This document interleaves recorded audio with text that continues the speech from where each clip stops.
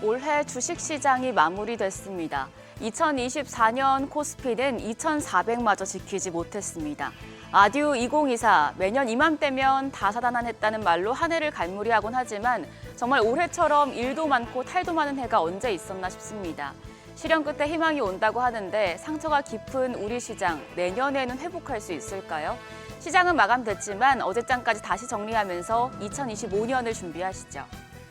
올해 마지막 거래일 코스피는 0.2% 하락하면서 2,400선을 반납했고 이와 반대로 코스닥은 1.83% 올랐습니다. 그런데 양시장 올해 연초 대비해서 각각 9.6%, 21.7% 하락해서 부진한 성과로 마무리됐습니다. 올해 하반기에 지수가 많이 출렁였는데 외국인의 매도세가 장기간 이어진 영향이 큽니다. 외국인은 어제까지도 유가증권 시장에서 1,213억 원어치 팔아치우면서 매도세를 이어갔습니다. 외국인의 누적 순매수 금액이 상반기에 22.4조 원을 웃돌았지만 연말에 1.3조 원 규모로 대거 축소되는 등 올해 하반기 내내 크게 내다 팔면서 시장이 힘을 내지 못했습니다.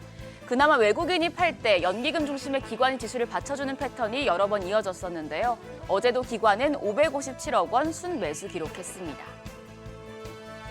반면 코스닥 시장에서는 외국인과 기관 쌍끌이 매수세가 유입됐습니다. 외국인이 2,380억 원 순매수했고 기관도 159억 원 사자 포지션 취했습니다.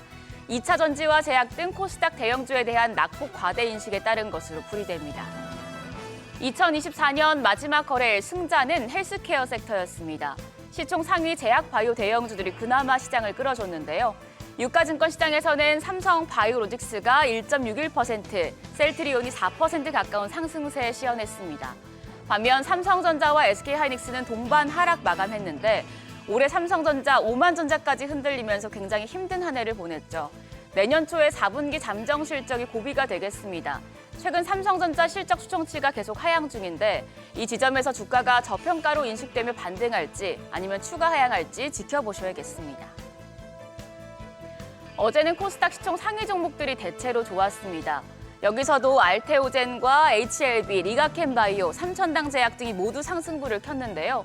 연말 대주주 양도세 회피를 위한 차익 실현 매도 이후에 재차 매수세가 유입된 데다 1월 JP모건 헬스케어 컨퍼런스를 앞둔 기대감도 더해진 영향입니다. 내년 초까지 헬스케어 섹터 추이 예의주시하셔야겠습니다. 어제는 더불어서 2차 전지 대표주들도 올랐고 로봇주인 레인보우 로보틱스가 15%대 시세를 냈는데요. 엔비디아가 내년 상반기 휴머노이드 로봇용 차세대 소형 컴퓨터를 출시할 예정이라는 소식 덕분이었습니다. 로봇주 앞으로 모멘텀이 확대될 것이란 기대가 커지고 있으니 체크하시죠. 문제의 환율 보겠습니다. 연말 들어서 마지막 거래일인 어제까지도 시장을 힘들게 한 주요 요인이 바로 환율입니다. 어제 정규장 마감 시간 환율은 달러 대비 5원 올라서 1,472원 50전에 거래를 마쳤습니다. 결국에 2024년 원달러 환율 주간 거래 종가는 외환 위기였던 1997년 이후에 27년 만에 가장 높은 수준을 기록했습니다. 환율은 미국장 시간대로 접어들면서 1,470원대 거래를 이어갔습니다. 외환 당국의 연말 종가 관리를 경계하는 가운데 달러화가 1,470원대 초반까지 상승폭을 줄였는데요. 다만 최근 전국 불안으로 상승세를 지속해온 환율이 새해에도 쉽사리 내려오진 않을 전망입니다. 증권가에서는 트럼프 미국 대통령 취임 이후에 통상 정책이 시행되면 환율이 1,500원을 소폭 상회할 가능성이 있다고 보고 있습니다. 긴장의 끈 놓치면 안 되겠습니다. 올해 코스피가 6개월 연속 내려서 2008년 금융위기 이후 최장 하락기를 보였고 코스닥도 보합을 보인 6월 그리고 정확히 전월과 종가가 같았던 12월을 제외하면 9개월 중에 7개월이 내렸습니다. 이만하면 조정이 멈출 때도 되지 않았나 싶은데요. 증권가에서는 홀짝 리스크를 기대하고 있습니다.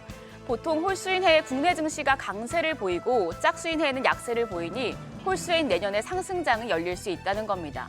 코스피 홀짝 리스크는 2000년 이후에 약 25년간 거의 벗어난 적이 없습니다. 코스피가 하락한 해는 2011년 한 번을 제외하고 모두 짝수해였습니다. 홀수의 12번 중에 2011년을 빼면 코스피는 모두 전년보다 상승했는데요. 이런 흐름이 우연처럼 보여도 시장에서는 경기 순환 주기와 연관이 있다고 보고 있습니다. 반도체주 주가가 1년 6개월에서 2년 주기로 움직이는 업황 사이클과 밀접하게 연관이 돼 있기 때문에 올해 하락기에 접어들었던 반도체 업계가 내년 선회할 가능성이 높다는 해석인데요. 모두의 바람대로 코스피 홀수인 2025년에 상승부를 켜낼지 주목됩니다. 증권가에서는 전반적으로 내년 상반기에 어려움을 겪은 후에 하반기에 점차 나아지는 상저하고를 전망한 곳들이 많습니다. 각 증권사별 내년 코스피 상하단 예상 밴드를 정리했는데요. 10개 증권사가 발표한 예상 밴드, 하단은 2100포인트에서 상단 3206포인트까지 상하단 격차가 1100포인트를 웃돌아서 투자자들에게 복잡한 선택지를 안겨주고 있죠. 하단 밴드를 가장 낮게 잡은 증권사는 2100을 제시한 DB금융투자입니다. DB금융투자는 경기 둔화와 글로벌 불확실성 확대로 연초에는 안전자산에 집중하고 하반기부터 주식 비중을 늘리는 전략을 추천했습니다. 상단 밴드를 가장 높게 제시한 증권사는 SK증권 3200선입니다.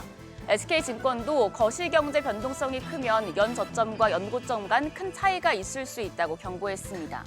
그 밖에 하나투자증권과 한국투자증권, 삼성증권 등 여러 증권사가 상반기에는 방어적으로 투자하되 하반기 반등할 경우에 주식 투자가 유리할 것이라고 전망했는데요.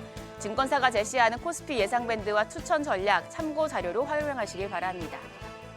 올해도 이제 하루 남았습니다. 2025년 을사년에는 시장이 조금 더 나아지길 바라며 내년에도 자세한 시황과 여러 투자 포인트들 정리해드리겠습니다. 지금까지 어제장 오늘장이었습니다.